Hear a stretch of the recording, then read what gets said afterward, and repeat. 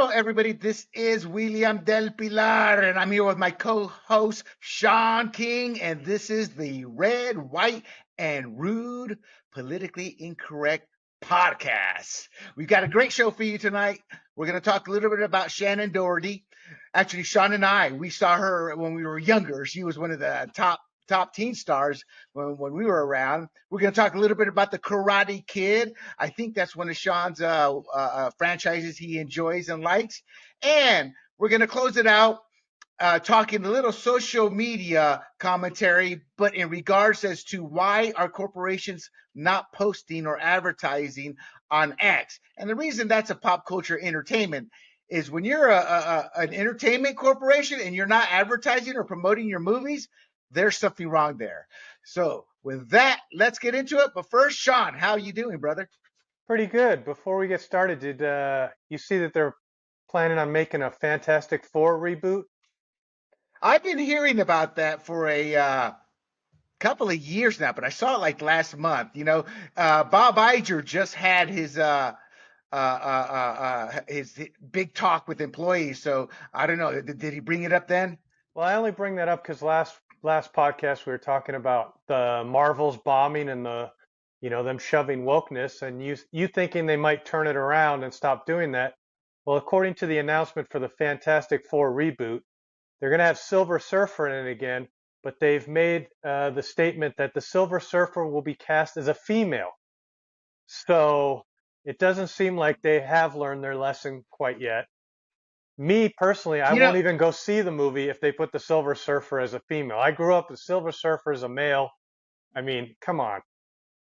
I didn't go see the first one because of the way they did the casting. Look, I am one of these guys who I truly believe in my heart. You have to honor whatever you're adapting. If Stan Lee made the Fantastic Four, Reed Richards married to Sue, Sue's brother being the Human Torch, and Ben Grimm being the thing, and they're all white, then the movie should portray that. If I would never sit there and say Luke Cage should be played by a Latino, an Arab, or something. Luke Cage should be played by a black man. Period. No ifs, ands, or buts. So when I hear tales like that, I just shut down now. I'm not going to go see it, and if they're going to lead with the Silver Surfer, it's likely going to be woke with the trend. However, we're now entering and maybe we'll talk about this a little bit more once we get to the X discussion and Elon Musk. But yeah, that's a sore point with me because, and I'll leave it with this before we go into Shannen Doherty, is it's never an issue when leftists do it but when non-leftists do it, they scream cultural appropriation. They scream this, they scream that. And I look at it and I'm like, well, first of all, if the road doesn't call for anything specific, why are you having an issue?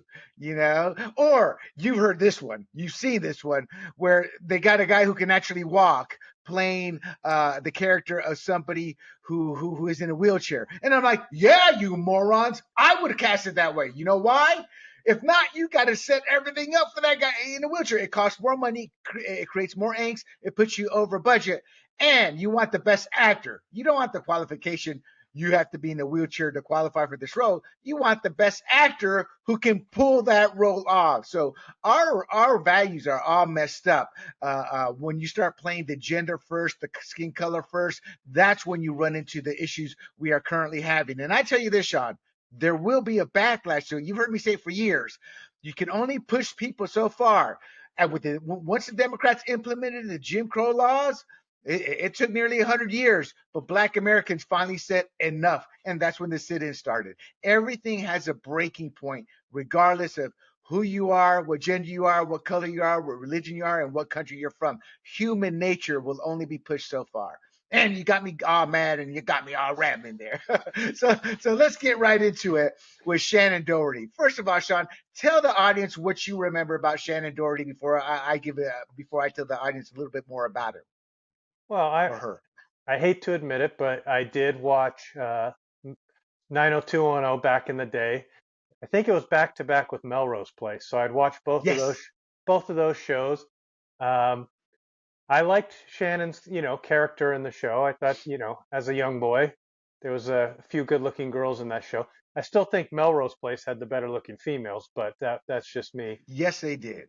But Sean, so tell us about. I never watched the show, but the show, everybody, was a pop culture phenomena. You may never have seen the show. You may not know who was in the show. You may not have been able to recognize an actor from the show, but you knew about the show. So set the show up a little bit in terms of what was the plot. I assumed it was rich kids at a high school and the drama that comes with them. It's like the rich kids version of Riverside, or I'm sorry, Riverdale. You know. Well, you pretty much summed it up right there. It was just, high school kids played by people that were in their 20s. I think Gabrielle Carteris was even older than that. And, I don't know what her age was, but they brought it out later and it was like she was double the age of pretty much of what she was playing. So, I remember watching that show and I thought Luke Perry was who sadly has passed away. Rest in Uh, peace, Luke. he was my favorite character. He was like the James Dean, cool guy. And I didn't even grow up with James Dean, but that's what they all talked about when his character, he put on the leather Hmm. jacket, he had the hair, he had the sideburns, he just had that look going. So, it was definitely that and Melrose Place were the shows in my younger It years. was probably the equivalent of, say, a Dawson's Creek or anything on the CW right now. These shows, they're pretty much just regurgitated and they're time capsules. So you look at the 90210 and you'll see everything from the 90s, the pop culture, all that. And then you go to Dawson's Creek, then you go to a show today. But the stories are pretty much the same. What has always cracked me up about those type of shows, and we'll get back to Shannon here in a second. But what cracks me up about those type of shows is they're teenage kids, telling the 40 and 50-year olds, well, this is what you need to do, Dad. I love you, but you got to do. It's like they can solve the world's problems. It's like, why do we need adults? Why not go back to Logan's Run and just boom, whack us at 32, and be done with it. It always puts children smarter than the adults in the room, and that's the one thing that I always mock. That said, I was a big Dawson's Creek fan. One day I'm just sitting there and my wife turns it on, and you're not paying attention. Next thing you know, so who's that character? Who's this? And I assume Beverly Hills 90210 was the same. Any comments you want to share about a favorite TV storyline, or what did you like specifically about the show outside of the fact we were young and they had hot chicks on there? I can't really recall specific storylines. They had their little diner. Was it called the Peach Pit, I believe it was? And they'd go hang out there. And it was just following the high school. And when you're in high school, you think like, oh, look at they're living the life. They got the Yeah. nice cars. They got all these girls. One's breaking up with one girl. He's already pulling another girl. And you're like, these are the cool. This is what I need to be like. You think that's real life when it's nothing close to what it's like. One more note before we get to Shannon. It's funny you say that because the cars, the looks, Beverly Hills expensive. People back in the 80s, a term came out of the movie Wall Street. Greed is good. The 80s were like the biggest party years in American history. And that extended into the early 90s there. And Beverly Hills 90210, from what I remember from the scenes, always showing high end stuff. What's funny, Sean, is there's a whole segment of the world that still lives like that still grows into that, still wants that. But now they've taught us, the working class people, oh, y'all don't want that. Rich people are bad. They're evil. So it's kind of, and then the morons who agree with it, it's kind of like, you guys are slitting your own throats. The American dream is being successful. Most people see that success financially, but there's different versions of success that only you and your heart can determine. But the fact that our politics are cutting out the American dream as being bad, boy, this country's not heading in the right direction. So let's get to Shannon. Obviously, Beverly Hills 90210, she was known for. That came out in 1990, so I was right about the 80s. I was thinking 92, 93, but 1990. She left after season 4, and we'll get into why. But did you know there was a reboot in 2008? I did know of the reboot, but I was quite older then and did not have an interest in watching it at that point. Did you have kids at that point? When did you say 2008? 2008. Let me do the math here. Yes. Oh yeah, But yeah, they yeah, were yeah. babies, so it's like you know, So Sean was married with kids. 90210 had left him behind. Now, she left after season 4. In a nutshell, I'm pretty sure you know why too. Why did she leave? I actually don't recall.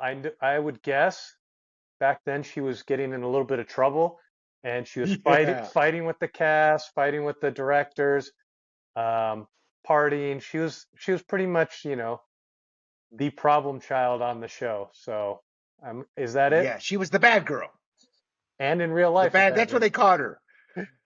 Let's see here. She fought with castmates. Jenny Garth, I guess, with the tabloids, her and Jenny Garth were fighting, and that trend would not end. Like you said, heavy partying, and what I found shocking was actual physical fights. That's what I found actually shocking, and the producers have confirmed this, saying, yeah, she was a problem child. So, but she's also known for posing nude in Playboy. If anybody wondering, it was in December the 1993 issue. But I mean, that was a big thing back then. People, you have to realize, uh, Playboy was huge before the internet. Once the internet came out and then video when started happening, that spelled the doom of Playboy. And now they're not even a shell of themselves. I think they're pretty much floating on money they made from the past.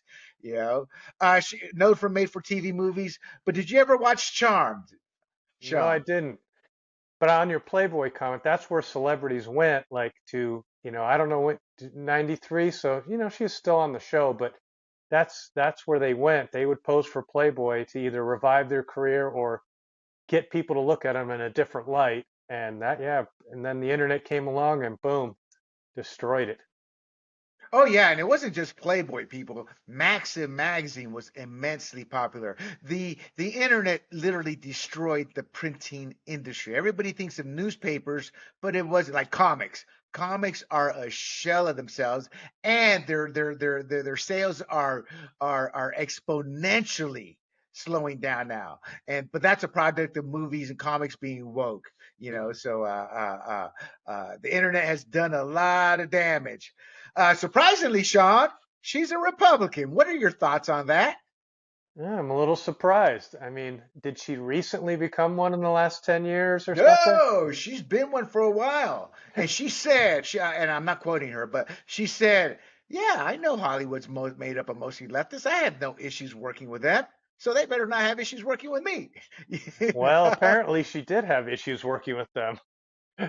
I think that was more diva issues because I think, and she never came out and said she wasn't a diva because there's just too much crap out there about her. But I mean, she's just your classic diva, and divas show up anywhere, people. But I would imagine and I've done television before, but I've never come across diva because it was always sports type shows. But I got to be honest. Can you imagine a diva that's an actress, an A-list actress, and at that point in time, she was a superstar. All those cast members were superstars. Well, mostly the two guys, Jason Priestley. What was the other guy's name? I Luke forget. Perry. Luke Perry. Yeah, Luke Perry. Rest in And then you peace. had You know. what was it? Brian Austin Green. That was Yeah, the and Brian Austin Green went on to do some movies and other series. But honestly, Sean, and Sean can tell you, the media frenzy was crazy. I had no clue Brian Austin Green was on Beverly Hills 90210. I didn't watch it, so I had no clue. But I knew who Luca Perry, the two top male actors in Shannen Doherty. It's kind of like they eclipse Jenny Garth. And what I'm talking about, Sean, is people who didn't watch the show. We knew who those three people were. Had no clue what they did on the show, but we knew them. So they transcended that. I mean, to be a superstar and a diva, have you ever experienced that? no, I'm no diva, so I no. No, And what about anybody in law enforcement? Any females that were divas there? well, I think if you're just going with the attitude, I've met people who think they're divas. Like I've worked at nightclubs and they come up to the front door and think they're important, and they're not as important as they think they are. So I guess I've witnessed the diva attitude, just not as from a celebrity such as her. Well, in the military, you have to put everything in context. And women, ladies, I'm not comparing anybody, but just for an example's purpose, especially as a sailor, my friends will tell you, wait a minute, yeah. He'd go for a five as quickly as he'd go for a 10. I don't know if you Got to should know be. your odds, people. Got to know your odds. But so I say everything in context. So in the military, that's 90% on ships and certain commands. So when there's a woman, she's sought after because the numbers.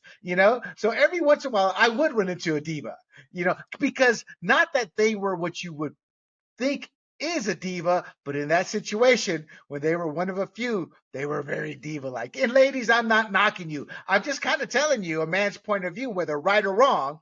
It's kind of how, at least I grew up. I don't want to put my words in the shot's mouth. But have you ever run into that situation? That type of diva? No. If you're saying where a girl has the attitude that, she's hot stuff, I've been around that. Whenever there's predominantly, like, say, 90% males and 10% females, then you can immediately see the Yes, attitude in the that's what I'm room referring to. change because that female can see the pretty much what I always say, the sharks are swimming around and she's the victim. I Now, don't envy her. I don't envy her actually because I know what guys are like and you're in a room with 10 guys and you're the only girl. It probably can't be too comfortable. you know what? I got to be honest. I've never seen a woman, even if she's only one. I've always seen her bring with confidence because when people want you, that kind of gives you some confidence. And I've seen it turn into arrogance. But anyway, Charm. Back to Charm. Charm. That was a reboot. So she wasn't. So she did Beverly Hills 90210. Then guest starred in the reboot. Then from there she went into the reboot of Charmed, which was the second go around, and it turns out she had the same problems with Elisa Milano. But that said, Elisa Milano is another diva. So what happened is you had and Rose, I forget her name, Rose. Rose Uh, McGowan. Rose McGowan. She was dating Marilyn Manson.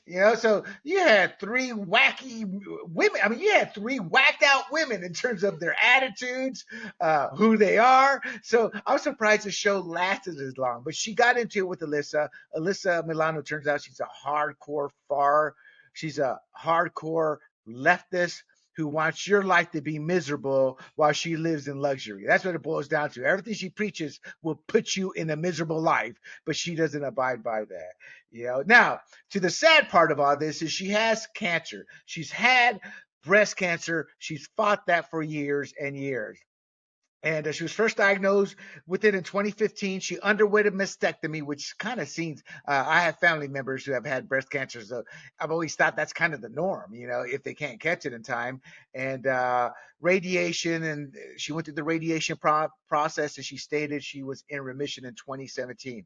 And I'm sure you heard these stories too, Sean, over just basic news stories, and you kind of forget about them when they're not in the limelight. And in 2020, she stated that the cancer had returned and was stage 4. And then earlier this year, she announced that it had spread to her brain and that she had undergone surgery to remove a tumor, which she named Bob. My point in saying that is, it seems like she's had some humor towards it. So, I had forgotten about all this, but it's kind of like health wise, God has not been too kind to her with the cancer. Maybe he's got a lesson for her to learn. But she said, I don't want to die. The Beverly Hills 90210 alum 52 told People for its December 11th cover story. And to give props to People, they pretty much encapsulated the medical stuff. First of all, Sean, when you see an actress like this that was such a diva, such a control freak, so willing to either have it my way or I'll slap you or hit you, when something like this happens, uh, what goes through your mind? And I don't want to put you in the spot. I don't want you to say, well, she brought it on herself. No, I'm not trying to get you to say that. But do you think this is karma? It's just coincidental. That, and then what do you think of her moving forward? Well, honestly, like I used to hear, I don't wish this on her because I never really disliked her. I used to laugh about her fighting, with her castmates. I don't think that makes her a bad person. And now that I've gotten to, listen to Alyssa Milano talk more, I could understand why she'd want to fight with her because I find Alyssa Milano, growing up, that was like, I thought Alyssa Milano was great. She was on Who's the Boss and everything. And I grew up with her. And then she became an adult. And now the stuff she says is, she's completely, well, insane in my opinion. What? And so the fact that Shannon Doherty punched her makes me actually like Shannon Doherty even more now. So Oh, hold on. I don't know if they ever got into fisticuffs, but the visual's very appealing. And not sexually. I mean, just knocking her out because Alyssa Milano is that bad of a human being. And for the audience to know just one example, I don't, God bless you, make all the money you can, but I loathe the elitism I see in people. And when Alyssa Milano says to take everybody's guns away, and she goes to an anti gun rally with armed security, the hypocrisy reeks to the point. I wish Shannon Doherty had knocked her out, because those are the worst scum of the earth. They, what's that saying? Do as I say, not as I do. well, she also had an incident. I believe somebody was near her property with like it turned out to be a BB gun or an air gun, Oh, and yeah. and she called LAPD and wanted, it's hilarious. They want the world to come, the SWAT team, everybody with guns to come when they need help. But yet, everybody else, you don't deserve the same service is what I get from her. So yes, she's definitely not on my high up there list of favorite people. And I'm talking about Alyssa And yet they're Milano, not, screaming to defund the police. yes. So the fact that Shannon Yeah. Doherty Yeah. didn't like her, I can probably understand why now.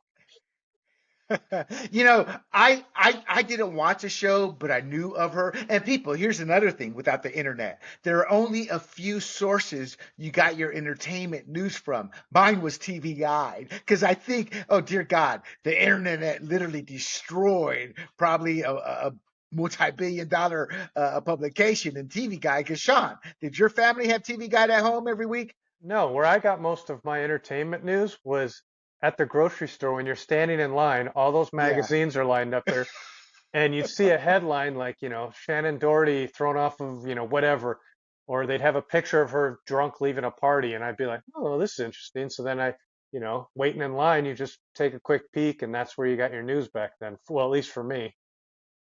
Yeah, no, I get you. I get you. TV Guide literally was one of the most printed publications, and they had all those stories, and the newspaper too. Every once in a while, I can't remember where they would have a section. Oh, Sundays maybe. But yeah, so I didn't really care about it. I'm like, bad people. As a kid, though, I was like, oh, that's bad. Anything, bad karma, this, that. As an adult, you kind of mature and grow up. So God bless her. Nobody deserves to have that. I'm not comparing her to my dog Tank, but he died of cancer. And however, cancer does the same thing whether you're human or an animal.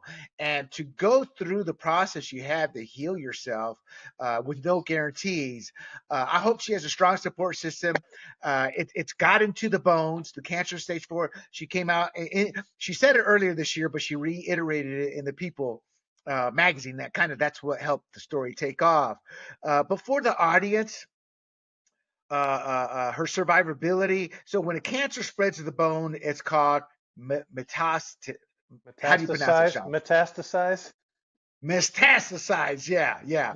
And a large scale study was done in 2017, and I don't know. I'm assuming it's the breast cancer that's kind of taken over because that's all she's talked about she's had, or maybe the brain cancer. But breast cancer had the highest 1 year survival rate after bone metastasis. Is that how you say it? Metastasize. Metastasize, yeah. After bone metastasize, which is 51%. So she's got a 50% survival rate. And here's the kicker, you know, in the 90s and 20, and when somebody caught cancer, that was usually a death knell. I mean, we're talking 30 years ago. So while breast cancer is still dangerous, it's if caught with enough time, it's one of those things like prostate. You catch it early enough, no problem. You live long and prosper, as Spock would say. But my point to you, Sean, is when I see her, I see a fighter that's overcome. How do you see her in that sense, or any other way? Well, she seems to have the right attitude. She's cracking jokes, and she says she's prepared to die, but she's got a lot of things to do, and she, wants to live. So she sounds like she has the will to live. I think on the survival rate, though, it's the 1 year survival rate is 51%. So I think that's just after 1 year. Okay, Stage four cancers in general are, it's usually not a good chances. That's the point when they're trying to just make your survivability years, like 2 to 3 years, and painless. I looked it up. It's an advanced stage. It's gone to other organs. I had a stepdad. He got liver cancer, and it's he couldn't get a liver transplant because as soon as it spread to other parts of his body, they're not going to give him a new liver because now it's in other parts of his body. right, And so once right. it spreads, I witnessed his. It was chemotherapy just to try to sadly Slow it down. extend his life.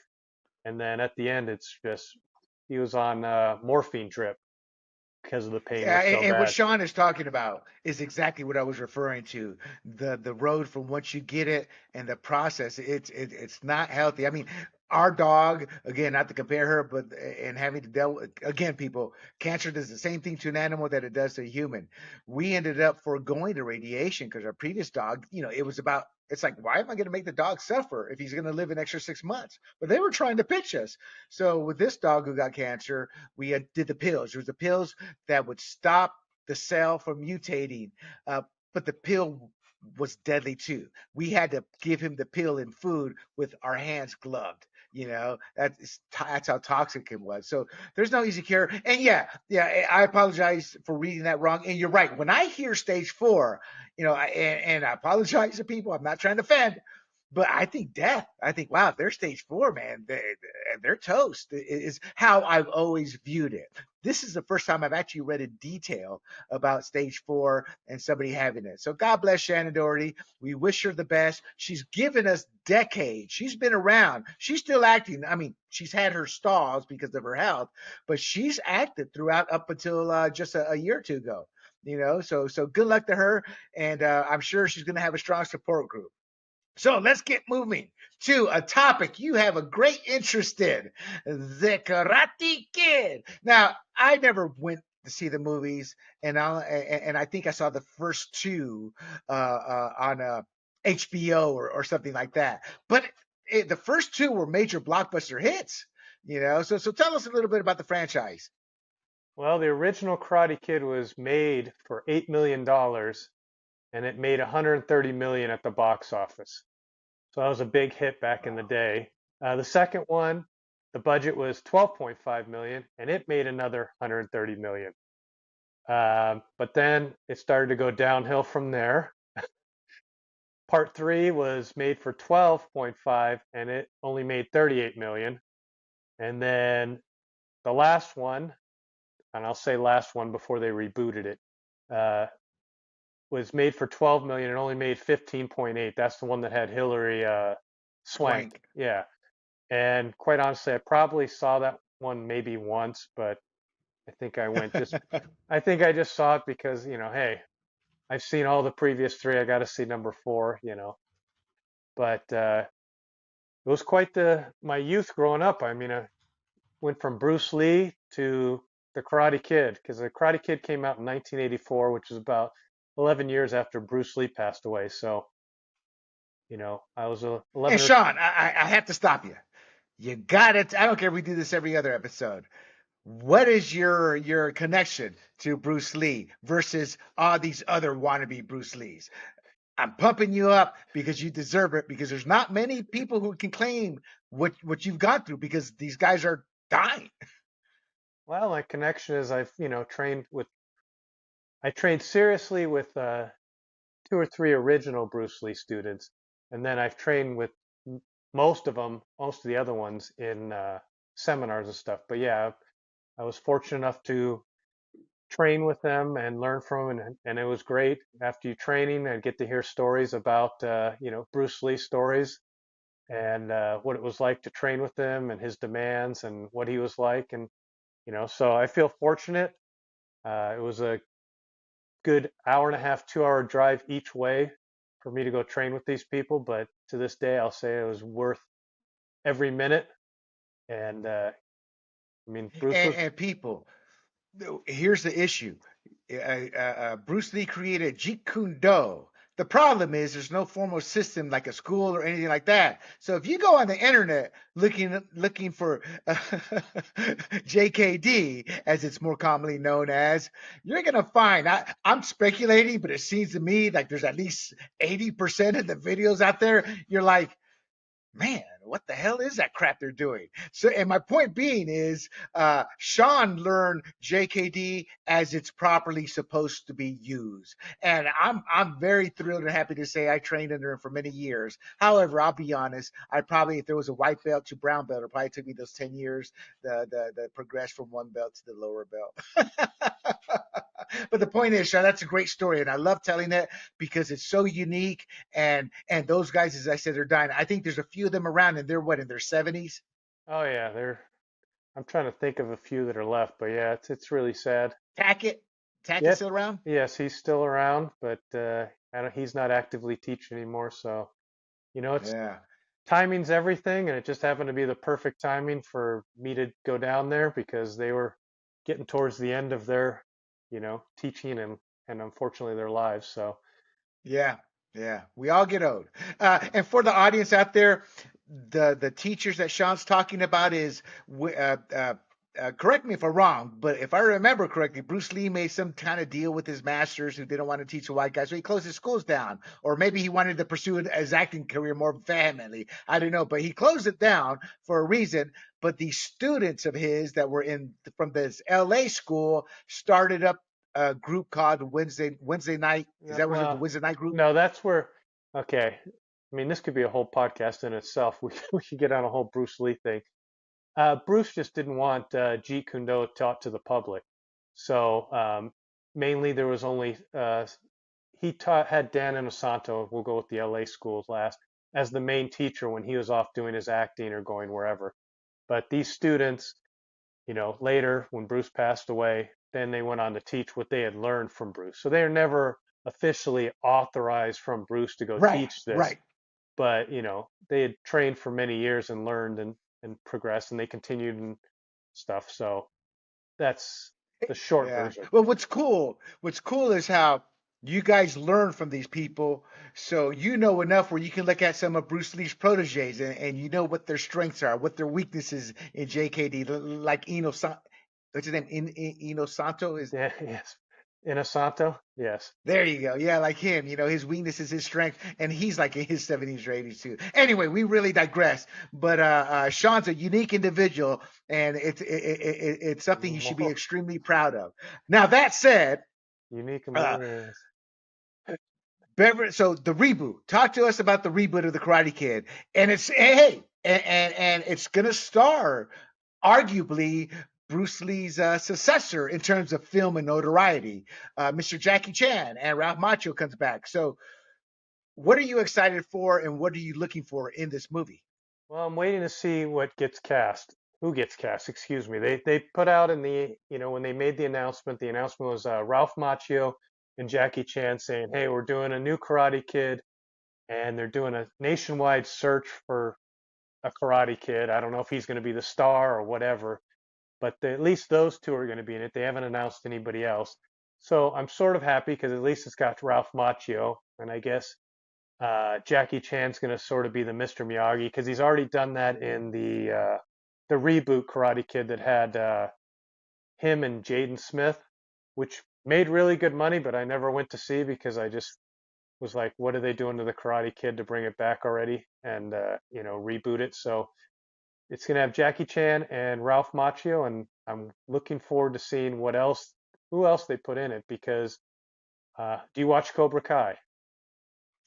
I watched the first two seasons and I loved it, but then it started to become a little out there, too kiddie-ish for me, too young. I don't care if you're 11 or 13 and there's young love in the air. It's just not my stick. And God bless him. It's just I'm older, but so I stopped watching it, but I eventually will finish it because I like the way they began transforming uh, uh, uh, his nemesis. What's his name? Oh, Johnny? Johnny, yeah, how they started transforming. Because when you saw Johnny in that first episode, we're talking about Cobra Kai. Cobra Kai became started out on YouTube, YouTube Red, where you had to pay to get there. And I guess it didn't have the numbers; they canceled it. It went to Netflix and became a blockbuster monster worldwide hit. And I think that's why the Jackie Chan one and Pinkett Smith kid, the movie, it was a global success. And China's a massive market, so that 350 million, I bet a good chunk came out from overseas, especially the Chinese area. But my point is, they have to have Johnny in there because of Cobra Kai. I mean, he's become. I mean, now when I think of Karate Kid, I now think of Johnny and Ralph Macchio's character. Yeah, I want him to have Johnny. And to me, that's the best part of Cobra Kai. I mean, the show is so corny sometimes. They're having massive karate fights at high school or whatever. But I also like it because it's, in essence, a lot of the show is not PC. Johnny is, Right. Johnny's driving his Trans Am, blasting his music, calling girls babes, and just being totally, what the public would say toxic masculine, pig. And but it's hilarious because that's just who he is. He's drinking his Coors Light and he just wants to go beat people up, and it's Well, entertaining. actually, Don't take it in the serious. first episode, he didn't want to beat him up, but he didn't shy away from not. Here's a grown man, people, and in the scene, he's beating up what looked to be 18-year olds, and I'm stretching it to say 18, but he knocks him out. Oh, and one more point about Cobra Kai. Zolo Maridueño, I think that's his name. I thought he played a phenomenal role in that. But that's a woke kid that he's too stupid to know what woke really is. He just spews what he's told to do and the indoctrination. But he did a great job in that role, at least for the first two. I stopped watching it after after he fell. Spoiler alert: 3, 2, 1. After he fell off the and second floor at the school and messed up his back. And I think I watched 1 or 2 episodes of the third season, and that was it. What are your other expectations if they don't have Johnny? I mean, I guess what I'm asking is what kind of storyline are you looking for, thinking about, or hoping for? Well, number one, well, got to have Johnny in my opinion. You can't leave him out. Now that you've brought him back in Cobra Kai and made him, assuming that this movie, takes place sort of after Cobra Kai, you got to keep Johnny in there. Um, I'm always for bringing back Elizabeth Shue. She was that when I watched the first Karate Kid movie. I'm not lying. That was my crush was watching that movie. Oh yeah, I thought Elizabeth Sean. Shue For was it. me, it was her in Adventures in Babysitting. Remember that movie? Yeah. Because when you're in the military and you're out overseas, we have a whole library of movies. But the problem is they show one movie over and over, and I remember that beautiful woman. Fair skin hasn't aged like most guys would have thought she would, but that's human nature, humanity. She's a fair skinned blonde. Yeah. Did you like her role in Cobra Kai? Yeah, I wish she had stayed in longer. I mean, that's the other thing I like about Cobra Kai is they worked in all these past, little cameos and all these people they brought back. Even people from the third movie, they brought in Terry Silver and I just I mean that's who's gonna if you want to get people in there, you got to have the nostalgia, and that's what this show's based on. So you got to bring in these characters if you want to bring in the money, because I think that's why Right, Cobra right, Kai is right. the hit. Sure, the young kids are getting a glimpse of it now, but there's old people like me watching it just because it's nostalgic and you remember your good youth and you watch these characters and you like it. So you gotta have cameos by a good majority of these people in the next movie. I get you. And Sean, so first of all, I thought the Hillary Swank one failed because they were trying to bring a girl into a boy's role, and boys grew up loving the Karate Kid, so that was a drastic change. And I think the other one, big market in China, Jackie Chan is not a famous actor. He is a worldwide superstar. So, and I think that kind of what brought it back, and it was a surprise hit. And now with Macho, the original, and Jackie Chan, this could actually rival the financial success of any of them. And I think hopefully it'll be good. I hope they do what you say, bring back some of the individuals for cameos. But who knows where it could go? They may bring back some Cobra Kai characters, for some backstories. But from a marketing sense, the other reason I think this is going to do very well, well, first it can't go woke, and the last one wasn't woke. You said, or the first two weren't woke. I think the Cobra Kai wasn't woke. It was woke in certain ways, but you fought through that to enjoy it. I'll always get frustrated when I see a 90-pound woman hit a 300-pound man and knock the guy out and she's all tough. It's just not realistic. So I take that back a little bit from Cobra Kai. But the point being is you have established characters there, and I think it would be a disservice, at least to them, because that's a worldwide show too, Cobra Kai, to not have a couple of those characters in there. But my point that I keep trying to make, but I keep digressing, is it's a father-son movie. What I'm saying is you and your kid, well, your kid's at 16, 17 now, so I don't know. But somebody whose kid is 10, 11, 12, a father your age, that's money. That's money, and that's another, that's what's going to be outside the norm in getting more people, meaning that's not their typical market, father son. How many movies are out there that cater to a father son? There's not many. And I think that's going to help out. Any final words on Cobra Kai, brother? Cobra Kai. I'm looking forward to the next season. I, So what? Yeah, I'm sorry. See, that's how ingrained the Karate Kid is, but not necessarily the Karate Kid anymore. When I think of Karate Kid franchise, I think Cobra Kai. Any final words? Well, any final words on Cobra Kai and the Karate Kid upcoming flick? Well, I'm looking forward to the last season of Cobra Kai, and once they make the casting announcements and some storyline comes out for the new movie, then I'll make my decision then. But hopefully they don't stick with what Cobra Kai did. Make it nostalgic. Don't make it too woke. You can work in a little, but it's got to be more subtle like the show has been.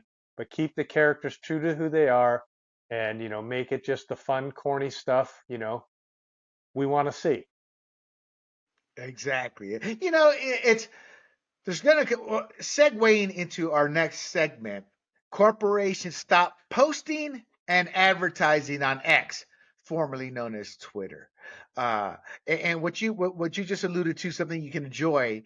Right now, Hollywood is posting bomb after bomb. You can count, and I'm not exaggerating. At a big tent movies this past year, the only two that a studio can go to their investors and say, we hit it and we hit it outside the park, is Oppenheimer and Barbie.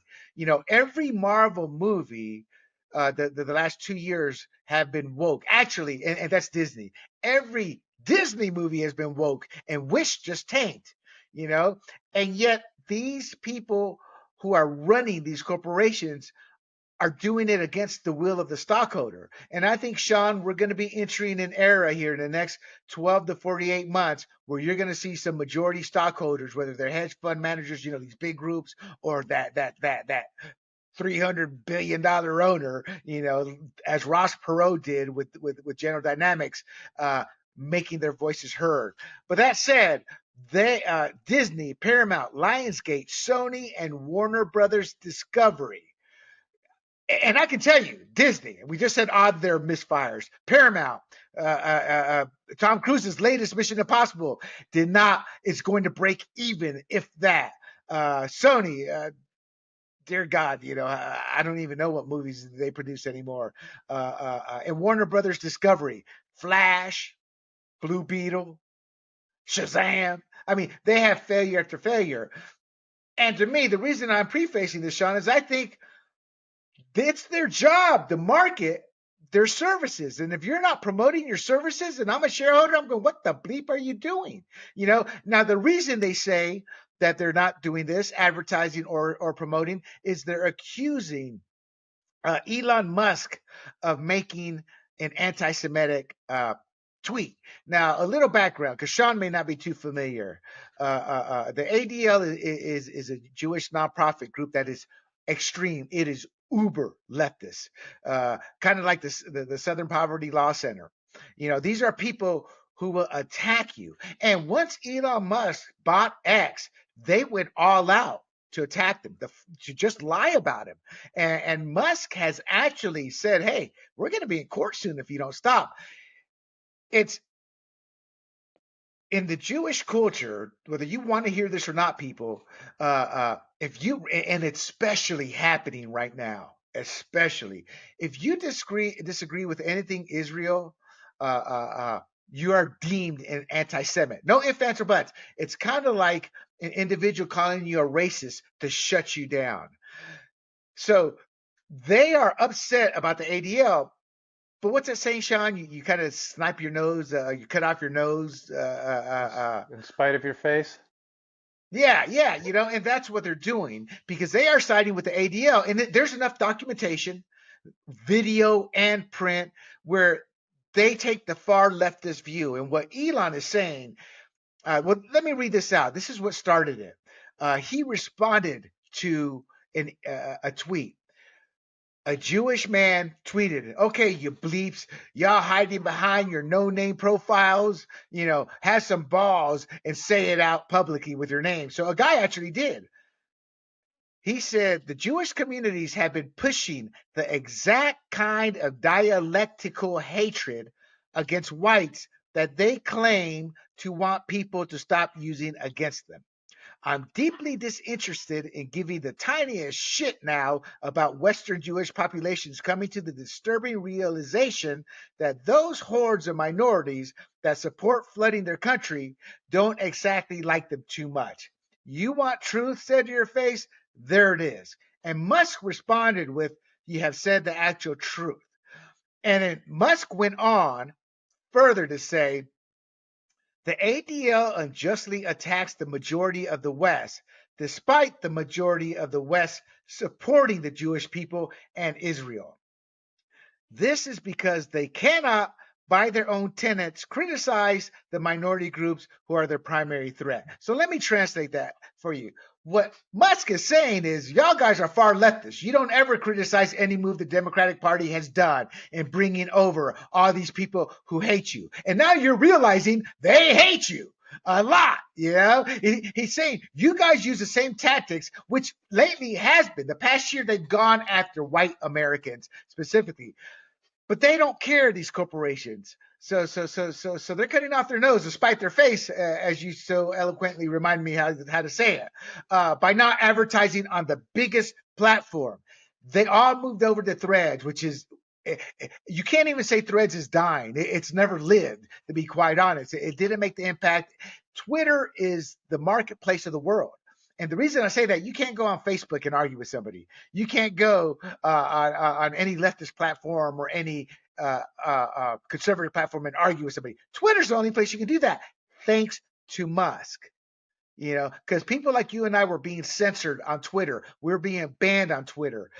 Before I go on, because I've been talking a lot, first of all, what are your thoughts in terms of my interpreting of what Elon is trying to say? He's saying, you guys are far leftists. You support all these far leftist plans. Now you're using them against people who are against Israel.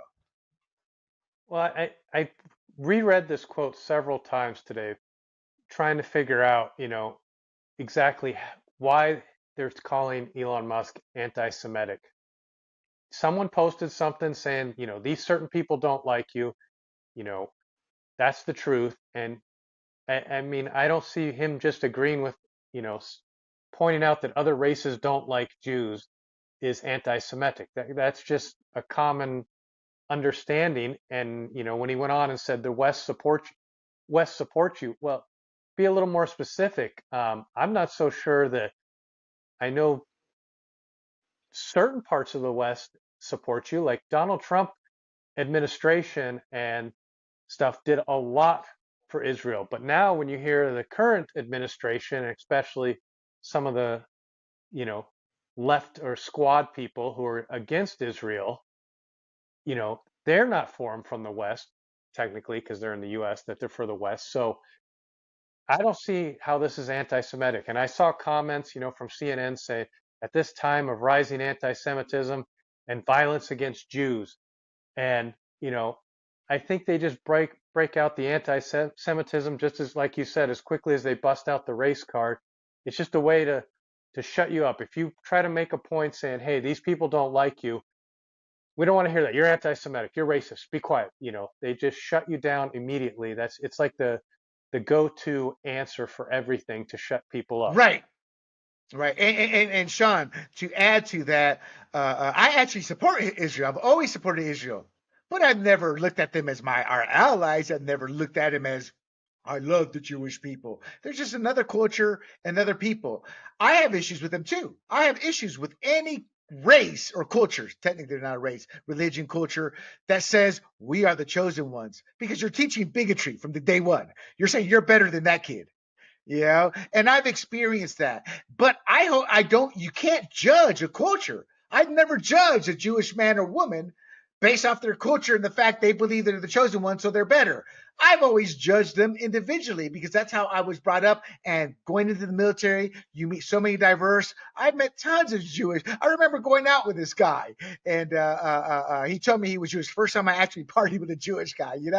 They're they're no different than anybody else, people, but we seem to have this different take of the Jewish culture because to me, they have one of the greatest value systems. They have the value of money. They have the value of a strong education. They have a value of strong family. They have a value of maintaining those values. And I admire all those traits, and those are traits we are losing. But I disagree with them in certain instances. Now, the reality of this is you're right, Sean. The perception seems to be that the Western nations are no longer the allies they used to be. That's true and not true. It's becoming true because of the indoctrination of hate being taught in our school systems. And history being ignored and no longer being taught. The true history, there was never a Palestine country, never. And you hear people like CNN and others talking about that. It was 6 Arab nations, or Middle Eastern nations rather, that attacked Israel in 1966 or 67. And Israel took 6 days to literally wipe them out, or they could have wiped them off the face of the earth. Israel has nuclear capability and has never used it. Israel is the only democratically elected government in the Middle East. So they check off every box in what I look at an ally. Every other Middle Eastern nation, no. The closest we have to allies there are probably the Saudi Arabians, and they had a hand in 9/11. That's no longer disputed. It took 20 years to get the data out. So my point being is I completely support Israel here. But what I don't like is if you question what's happening, or if you have a question, you're immediately deemed an anti-Semitic and canceled. And here's where I want to get your comment. What do you think of leftists who are pro-Israel and their own brethren are trying to cancel them, trying to shut them down? Hollywood, the same thing. Who's the Amy Schumer? Trying to cancel her. So what are your thoughts? Because I have always said, be careful what you wish for, because what you support and using against your enemies, eventually, once you take power, those same tools will be used against you. And that's what's happening to the Jewish people out in Hollywood and in other places. What's your thought regarding that specifically, and my take on everything I've said about Israel in terms of why I view them as an ally? Well, in terms of the Middle East, they're pretty much our only ally because if you look at their society, it's a democratic type society, and they're like you pointed out, their morals align with our Western, morals. If the funniest part I've been seeing in these marches is, people marching, with their blue hair and their crazy outfits, or and their, trans or gay or whatever, and they're talking about how bad Israel is, and they're pro-Palestinian, and I'm like, do these people read? If they went over there in these outfits with these values, they would get thrown off the buildings by the Palestinians. Like, the Palestinians they're not for these things these people think are marching for. That's what's I hilarious to agree. me. They, Sean, I always talk about how I've been to 30 some odd countries. I lost count. Maybe I haven't been to quite 30. I've been double digits, because of the military. And then as a diver, I traveled. And as I told you, after I sold the business, I took a little time off to have fun, and I have news for you, America. We are so pro LGBT as a country, you have no clue. You go to Latin American countries and gays are out, but there's a lot of them are still hidden who are in the elite world, in the systems that make a lot of money. It's and I've seen this firsthand in multiple countries. We talk about the Mideast, Latin American countries, they think the same way of gays. In Indonesian and Asian countries, the same way. And the Middle East could be the worst lot of them all because, as you said, they got him filmed throwing gays off roofs and things of that nature. So we have this blind belief that people are like us. So I think these LGBT individuals will sit there and go over there thinking they're going to be with buds and not realize how much of an idiot they are. In fact, let me give you this analogy real quick. Is I view these individuals like the moron in a movie early on helping the bad guy, thinking they can change the bad guy or the bad guy's not who we think they are. And then towards the end of the movie, when the bad guy starts to go into rage before the big scene against the good guy, they kill the guy who helped them or the girl who helped them. And that person has this dazed look like, why? Why? It's because of the scorpion and the frog. They are who they are. It's their nature, and they're never going to accept homosexuality in the Middle East in our lifetime. Your thoughts? Well, not just homosexuality. Females, you have to be escorted around. Think of that. Females do not have the same rights as they have here. They have to be escorted around by a male. They have to dress a certain way. I mean, these people have no clue. Even an average, say, white, straight female went over there. If she went over there in some of the clothes I see girls walking around here and with no male escort, that's not going to fly. So, I mean, if that's not going to fly, you can imagine what they think of, the other stuff that we've got going on in this country. So people need to really, I think they say they're for this, but if they will never actually go there. Just like all these celebrities that say, if Trump wins, I'm moving out of the country. But no one ever leaves. They just want to bitch because they still know this is the greatest place and they couldn't get away with half the crap they say anywhere else. And that's why, this is the greatest country. They can act like morons here and get away with it. And if they were in the Right. Middle East, they'd be being taken care of and we'd never hear from them again. Exactly. And Musk, and it has been in Israel to visit. He's always supported the Israeli people. It becomes silly. Their CEO said that 90% of the top 100 advertisers have returned to X in the last 12 weeks. This came from an article in the third week of October. And I think that's what happens. Smarter heads prevail, or they want to do the big public display, and then in the background they start doing what they were already doing again without telling anybody. Here's the problem with the ADL. They almost never condemn left-wing anti-Semites. They've defended radical left-wing Israeli hater and ADL funder George Soros. They praise Jew-hating Israeli basher Representative Ilhan Omar. And for people who don't like me putting it that way, it's true. She has a swath of comments that back up that statement I just said. The ADL's policies are not always aligned with the Jewish people and Israel. And you know why? It's because they're a political group. It's because they are a political group first before they are a group representing Israel, because they have diverged from Israel's wants versus what they want. Their president, or whoever's running it, is a former Obama staffer, Greenblatt. They are a leading organization that wants to help control and censor online speech. They are directly responsible for the catastrophe that's happening with his advertising. And they've had long-standing standing relationships with social media platforms and their advertisers. Again, everything's cyclical. They're going to get their day. I think Musk will have his day in court, maybe literally or metaphorically. But they are not a good group. They represent their donors. They represent the elitist clan that controls them. They represent everything that wants to destroy America and by default would destroy Israel. Look, people, without the United States of America funding them billions a year, Israel would cease to exist. Do you think they were able to win all these wars, all these matchups without our billions, our arms, our ammunition? No, they would be extinct. And that's my final take on this. I'll give you the last word, but the reason I say that is even Hamas's constitution or their version of that took out a genocide or reworded it, but they still practice it verbally. There's still documented times that they say we want a genocide on Twitter, on social media. That's their wish for the Jewish nation to be obliterated, destroyed, and crushed. Your final take on that?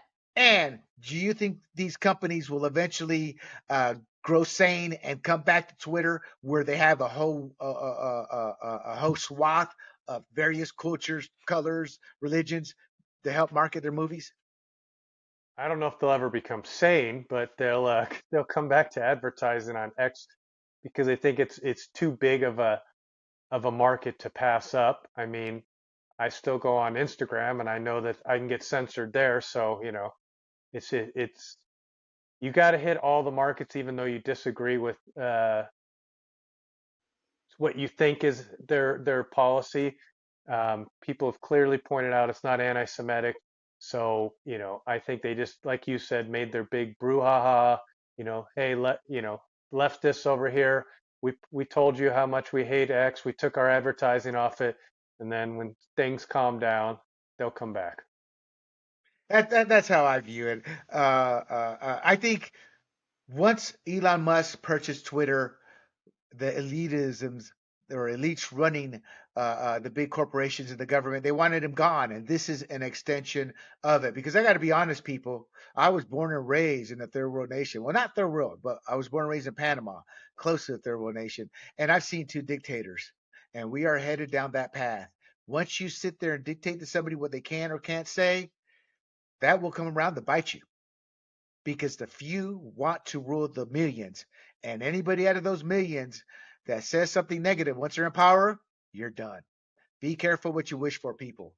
And with that, Sean, that closes out our second Red, White, and Rude. And to the audience, I tend to dominate the conversations. We're working things out. We're still having fun. We're still developing our chemistry, and we're changing things up as each week goes. But a few words that to check this video out, this podcast, and Red, White, and Rude, our Big Questions with Big John, our interview series, our Free for All, our Libertarian debate series. Well, not debate, but that's where all libertarian things happen. And Fired Up, our conservative podcast. Go to grumblingsmedia.com. You can access all of them, including our clips and our shorts. If you'd rather go to your social media platform, go to YouTube and go to Rumble. And we are under the moniker Grumblings Media. Sean, somebody said don't use moniker. People aren't going to know what that means. Okay, we're under the handle Grumblings Media. And finally, we are also on the traditional platforms if you just want to do podcasts: Spotify, Pandora, Google, and Apple.